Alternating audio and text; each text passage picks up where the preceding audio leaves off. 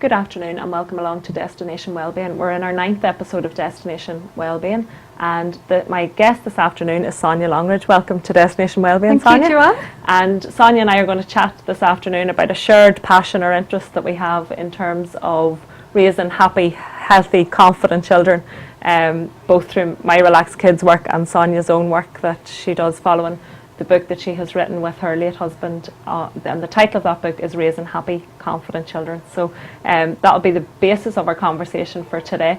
And just to remind our listeners, Sonia, or our viewers, wherever they are in the world, that really, in terms of their health and their well-being and that of their children, that it's important that each individual takes their own responsibility.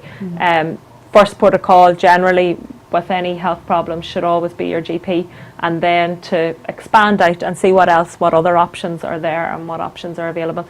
Sonia and I will share some of our opinions and some of our knowledge that we've gained over a number of years of work, and you've worked with children for many years, Sonia. Yes, more years than I'd like to tell you about. Well, I think experience is always anyway, good. certainly. Yes. And it began as a teacher.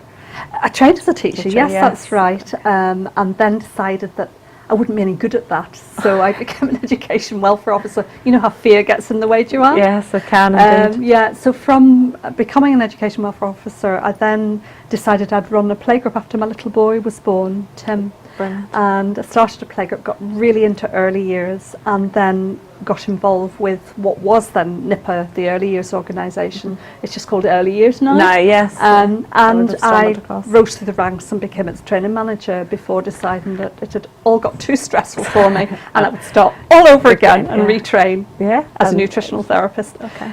But certainly in the middle of that, I had a lot of interest in raising happy, confident children, obviously. Yeah. And I think you talk about the nutrition part of things, and it's increasingly important with children's health and well-being now. I read a quote just the other day where it said, unfortunately the problem with our food supply now is that we're not eating food. A lot of us are eating food like products. Yes, not real food. It's not real food, yeah. And especially for young children, I think, just even in terms of behaviour and their physical health, their well-being, nutrition is so important. It's absolute key, Joanne, and I actually love working with parents and talking with them about their children's nutrition, or delivering workshops around children's nutrition as well.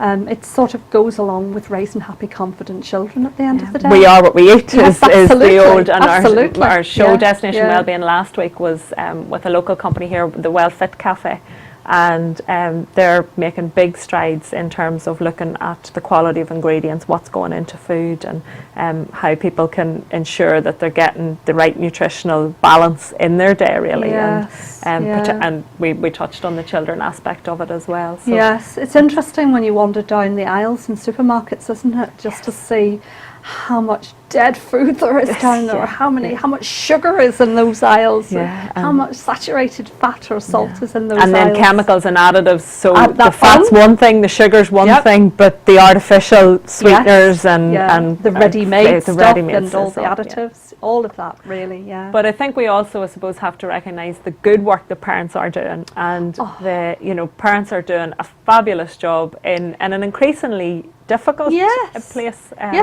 I think now for young children who are growing up, they do face different challenges than what were faced by previous generations. And parents, the age-old saying is that children don't come with a rule book, or they don't come with a manual. No, and they don't come so easily with a granny or somebody who would have passed on some gems of wisdom, or indeed been there to support. Yes, I think it doesn't always happen. I mean, I know when I came over here from England and had my son Tim, it was 35 years ago. I've been here 40 years now.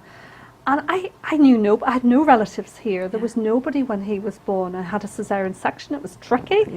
So the support just wasn't, I hadn't been here long, and the support just wasn't there. And increasingly as people move for work and move away from where they grew up and where their family support network is, there is increasingly those challenges to be faced as well. That's right. And I mean, you're absolutely right, Joanne. Parents do an amazing job in sometimes very challenging circumstances.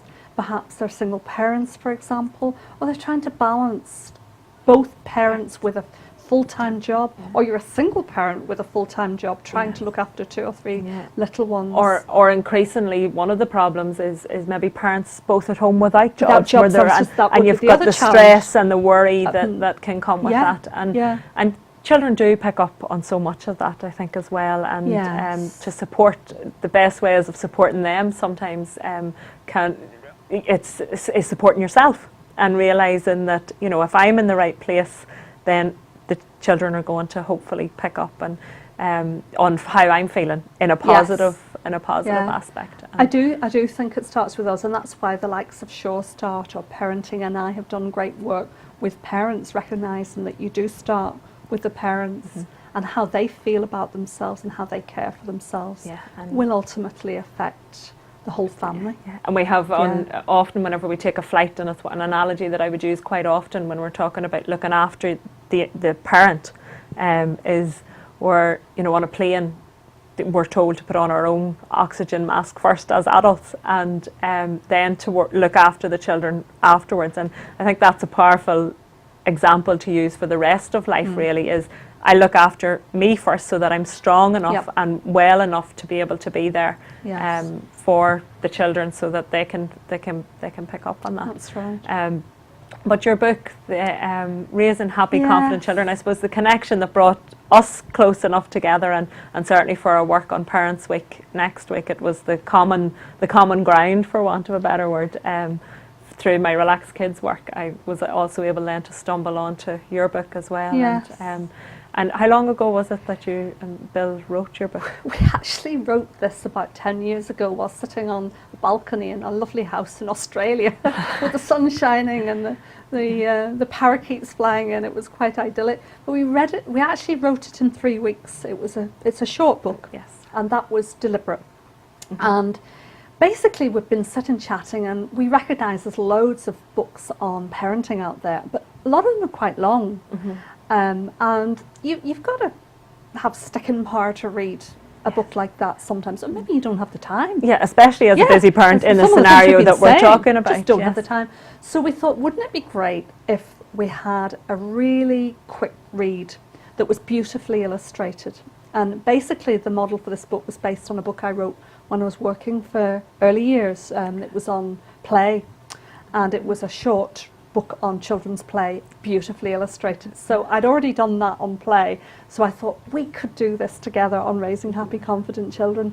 Bill, my late husband, was a psychotherapist and quite well known, and he'd been working on children's self-esteem with parents and with community organisations and teachers for quite some years.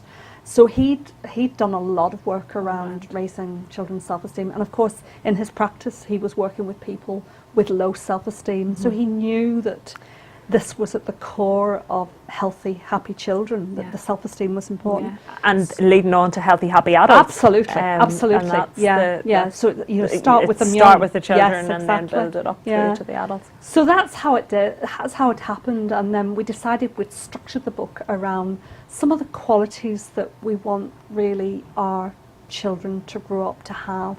You know, we want them to be able to take risks, to take intelligent risks. We want them to be able to feel good about themselves. We want them to be able to be self-responsible. Those types of things. So each chapter is around one of those themes, and we talk about why those are important, and then give you, the parents, some tips about how they might go about doing that. And then there's some lovely photographs of my grandchildren they're featured in there. To illustrate. They're not only my grandchildren, but some of them are. They're lovely. To illustrate the text, really. And to get those messages across, and to share that in. And and then you also do some workshops, or have done some I've workshops. done quite a lot of work, so either on nutrition or raising happy, confident children. Usually at schools, quite often. Probably like your own work, you probably quite a bit of it through schools. schools. But this book actually didn't come to fruition until after Bill died. Bill died of pulmonary fibrosis just 6 years ago, and we hadn't actually got it published. And then, of course, that gave me a thought that really I had to do something about this book that we'd written together. So I raised the money, and I don't think I ever told you this, Joanne, but we raised it by running a one-day workshop on 10 years younger naturally. Okay, brilliant. All the Excellent. different ways in which you could feel and look natural and healthy. healthy. Yeah, yes. naturally healthy. And I think we often, sometimes, a lot of the parents that I'm speaking to at the moment feel quite helpless, and they're looking for guidance, looking for support, looking for things that are out there that can help them. They may in some cases be disillusioned with the medical route. They may not even necessarily want to always go down the medical route because they feel that there might be another option for their children. And on the Natural Therapy Directory, you have a number of listers who work with children in a variety of different ways. Yeah, and they may not only just work with children, a bit like yourself, you work with adults as well. But it was actually quite amazing when I put the call out to our listers just to see how many responded and said, yeah, I do this sort of work with children, you know. So you have things like yoga for children, you have craniosacral work that's specialist with children. A lot of craniosacral work working very well with children with ADD, ADHD. Very much so. A lot of brain hurt problems that can be just as not always as simple, but it can be a spinal imbalance or a fluid. That's right. So we've actually a specialist lister who just virtually completely works just with children around some of those conditions on the autistic spectrum disorder, and which is wonderful work. And amazing Absolutely results. fantastic. I mean, I know we had a few weeks ago on one of our very first episode, we had a client of mine and her another colleague who are involved with the Family Hope Centre. They're an American-based organisation, and part of their programme is craniosacral therapy. And Michelle had her young boy Ronan going through some craniosacral therapy over the last few weeks, along with other stuff over the last couple of months. But as part of a whole programme, it's been amazing the difference in his balance, his communication, his interaction, his whole way of being. Life is just simpler. You know, everything is he's by no means completely free of some of the symptoms, but he's certainly making big headway and huge steps It's wonderful. and moving forward. That's wonderful. And I think that's why Destination Wellbeing, and in a sense why the Natural Therapies Directory and our online directory that I'm a part of, are such important channels of information, because not everybody knows that there are a whole range of therapies out there that are quite helpful, or can be quite can helpful. help with some of the symptoms. I mean, even again a few weeks ago I was chatting about this, but I work with some special needs children doing reflexology around I suppose around basic immune system, dietary, digestion problems, things like that, where maybe mobility's less than what it would be, so therefore the digestion's not working. The young person or the child might be suffering with constipation.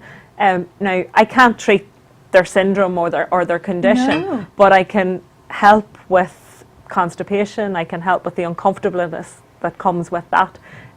Or you can help boost an immune system or things like that. So there are so many therapists there who are able to do parts of the puzzle. Yeah, and actually that's something I feel quite strongly, and I think you do, is that sometimes it's just not one therapy that has the answer.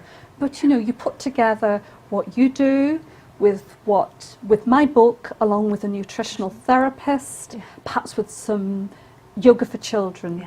And you've got this just lovely package of things that can support the all parents children, but and support the parents as well. And just make life that little bit easier Yes. for everybody. Yes.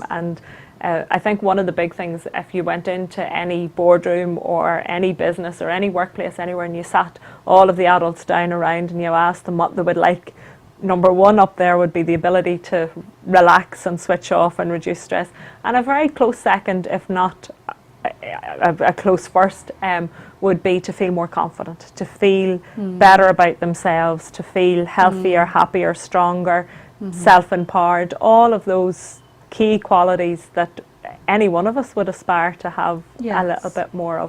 And if we can teach those skills to children, then you would hope that throughout the childhood years and into the teenage years that life becomes easier for everybody around them. Yeah, I mean, one of the most important chapters, I think, in our book is about helping children to feel good about themselves. I guess that's dear to your heart as well, isn't it? Very much so, yeah, yes. Yeah. And what would be, if you had a number one tip, Sonia, what would be your number one tip about helping children feel good? I think it's about using encouragement as opposed to praise. So encouraging children not because they necessarily do something, but because they just are. You know, they're just unique. Yes. They're beautiful human beings, and to actually put that message out, no matter what they do, it's not about what they do necessarily, but they are all unique and wonderful human beings, and they need to feel that. Yeah. Not human. What's the phrase where we're not? Bill used to say it. We're not human doings. We're human beings. Yes. I love that. We're here. Yeah. It's a beautiful way of putting it, that we are, and that the uniqueness. That there's another quote that I like to use sometimes. We're all geniuses, but if we judge a goldfish by its ability to climb a tree, it would spend its whole life believing it was stupid. And I think children fall into that category as well, is that they all have skills and talents and abilities, and it's fostering those and encouraging the difference, celebrating the uniqueness and the difference of each individual child. And I suppose coming up now with transfer tests and things like that, a lot of children are under that wee bit of additional pressure that maybe in some areas it depends. Some parents maybe have opted, because of the schools that they have, that they don't have to go through them. But I know certainly when I was doing my 11 plus, one of the things was that mummy took me out for a girls' day, myself and my friend and her mummy, after we'd done the test.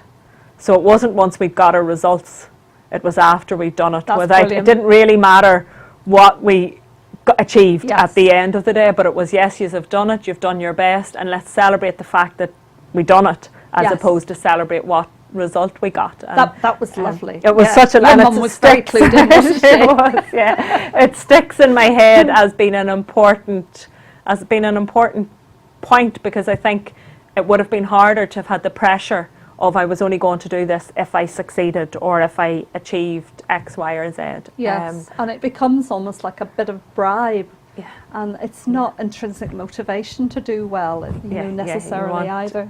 Children want to be celebrated for being who they are. Yes, and whatever their talents are, and they all have them. Yeah. They all have them, but discovering what those interests and talents are and fostering them. And it can take some of us a lifetime. I mean, back to Mum, my mum's just started crocheting at 58, or she's 58 now in a few weeks, but 59 in a few weeks, but she's just started crocheting, and we were just having that conversation the other night, that was a talent that she never knew. She's proved to be quite good at it. We're all running about with hats, but she, that could have been something that would have went completely undiscovered.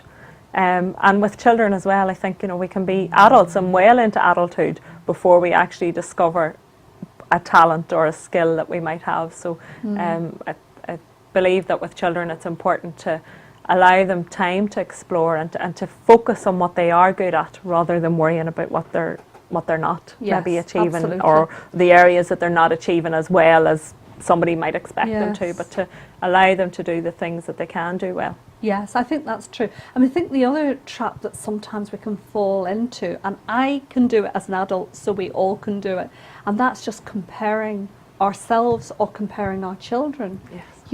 With others, and I think comparisons can be quite damaging. Siblings, for example, compared, that can create a lot of damage in a family, so just even being aware, it's something we actually cover in the book, that children need and should not be compared, ideally. Just look at your brother. If only you could do it just like him, that sort of thing. And it's so easily done. To do, and it's amazing. I think even through the Relaxed Kids work, and in the last 12 months I've been doing quite a lot of it. What has amazed me is how subtle a message can be and how much a child can absorb it. And thankfully through Relaxed Kids it's positive messages, and it's very much about peace and love and confidence and self-esteem and feeling good, and also a mutual respect for the people around them, and respecting people around them and their boundaries and all that goes with that. But if we take that on a plus side, then we also have to remember how subtle a message can be on the other side, where it might be I don't like to use the word a damaging message, but something that maybe isn't as positive, helpful. Yeah. isn't helpful. Yeah. Yet it can be so subtle, and the child will just pick up on it. They're just so like sponges. They're like sponges, and actually, I had messages like that as a child. I remember the domestic science. I went to boarding school. The domestic science teacher at my boarding school, when she saw me drop an egg, just passing by and saying, "Clumsy girl," and that has stayed with me all my life. You know, you can live the life then of a clumsy person just because somebody has identified that quality or not that part of and it's like my dad used to say, you know, girls are no good at maths. Guess what? I'm no good at maths. we become what the words that the expectation a lot of the time our expectations are limited to the words that we hear and the beliefs that we have within ourselves, and certainly our sense of achievement can be limited. What we can achieve can be limited by how we feel about what's been said to us as we're growing up. That's why I think sometimes teaching children how to work on affirmations can be really, really useful, really putting those positive messages in. Do you do that in Relaxing Kids? Yes, Relax Kids very much into affirmations, and as we get older we do some work with them where they can see the difference in their appearance and their body language and everything when we are using negative words around them, and how that makes them feel, so that they can draw the parallels and then choose to surround themselves with positive words. And the impact has been amazing. You know, even I two girls who do Irish dancing and do feshes and different things, and they've been using them even in that, because I think one of the things for me when I started on the Relax Kids work, people sort of said to me, was that only for children who are hyper or who have problems, or who are who are on the autism spectrum, or who are on, and it's I'm constantly trying to say to people, no, it's the message is there for everybody, and we can all benefit from taking time out and from relaxing and from feeling good and having nice, positive, an environment that feels positive and feels good and allows you skills that you can use then to support yourself with, and empowers the child to take responsibility sometimes for their own attitudes. And certainly as they get older, at the young age it's very much fairy tales, and it's all about underworld adventures and how you would breathe under the sea, and it's I'm feeling good today, and they pass a peace stone round at the beginning of each class, and it's all very much done subtly and through fun and play. But as they get that wee bit older, I think it's important to start explaining to them how this makes a difference. Affects your body, for example. Affects your body, and it affects how you feel, and it affects what you're doing on a daily basis. I actually think your Relaxing Kids is my book in action. There's an amalgamation between the two. But I think then the other thing is the relaxing parents, and but also it's easy for us to feel that it's just for parents and it's just for children. But I think as people in society, we all have a role, whether they're our own children or whether it's a child we might meet on. You might be working in a shop and you might have a child coming in to be served in the shop, and that all creates the world that child lives in and how they view the world. So a lot of the responsibility can be shifted on to parents sometimes, and of course they have the major responsibility, but I think in general we can positively influence society and how people are. I totally agree with that, and I mean the other major influence obviously are schools and what sort of messages are children getting, and I think there's a lot of really good work. There's a lot of good work. I'm working with one school hopefully now in the next few weeks that are looking at implementing a Relax Kids program, a Relax Parents program, and a Relax Teachers program. I like that. So right across the spectrum, they're looking at everybody that has an influence on this little child, this precious, unique human being's life, will hopefully be positively influenced, and in a relaxed place. Because again, when the parents are relaxed and the teachers are relaxed, then the children's only but receiving such positive, relaxed messages. And I was thinking it's not even just the teachers, it's like everybody in a school setting, isn't it? Yeah. You know, you have to go to the office and talk to the secretary, or you're taking a school meals, or you're out in the playground and you're under supervision. All those bus drivers, bus drivers, they all have an impact. All have such an impact. Yeah, absolutely. So whether whether people have children or they don't, I think we can all still look at what impact can I make on the children that I do come into daily contact with. And that brings me to, I suppose, and I remember it being at home as well when I was growing up, the poem Children Learn What They Live. And how that summarises, I think, really everything that... It's wonderful. It is absolutely wonderful. I love it. I've used it so many times. I've finished workshops with it. I've had it on Facebook. It's great. It's brilliant to summarise those messages. And I think we'll maybe just before we finish up today, we'll read through it and share it with our listeners and our viewers this afternoon. If children live with criticism, they learn to condemn. If children live with hostility, they learn to fight. If children live with fear, they learn to be apprehensive. If children live with pity, they learn to feel sorry for themselves. If children live with ridicule, they learn to feel shy. If children live with jealousy, they learn to feel envy.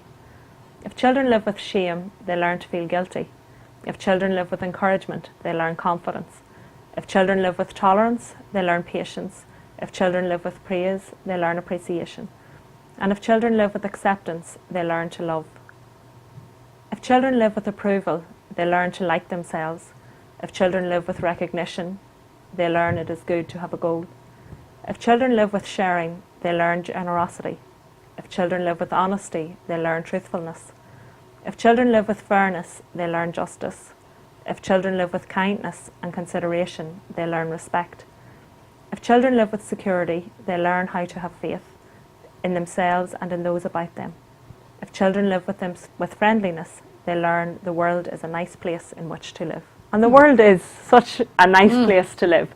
And we can get caught up sometimes in all of what's going on that makes it not such a nice place. But all in all, I think, we can all aspire. And we are the world, we are society. Yes. And we can make it as nice a place or not nice a place as we choose. And it starts with us, doesn't it? It does. It starts, I think the Native American Indians had their quote about even just the earth and the environment and the world as a place to live in, where they say, we don't inherit the world from our ancestors, we borrow it from our children. And that for me, that's such a positive or such a rule to live life by, whether that's how you treat the environment, what choices you make in terms of food, how you treat those around you. We can all do our part to create a world and a positive world if everybody takes one little step. And I know that's the campaign for Parents Week next week is take one step. Take one step. Yes, that's right. Do something, and I think if we can encourage our viewers to just change one thing next week in their homes, that will create a change for parents, children, grandparents, everybody involved in the family scenario, then one change can make a huge difference. Absolutely. Yes. Yeah. Well, Sonia, thank you so much for your time this afternoon. Thank you for having me. And we will have contact details there for you if you want to just pop up the cover of your book so people can become familiar with it. And well done on writing it and putting it all together, because I know there's some really good words of wisdom, as you say, short, easy to access. Doesn't have to be a whole encyclopedia of stuff. It can just be simple tips to incorporate in, and it's available through your website. There's a website. You can have it as a download, or you can buy a hard copy. Brilliant. So excellent. Love to sell copies. Brilliant. Thank you very much, Sonia. Thank you very much. And thank you to those for listening in to Destination Wellbeing this afternoon.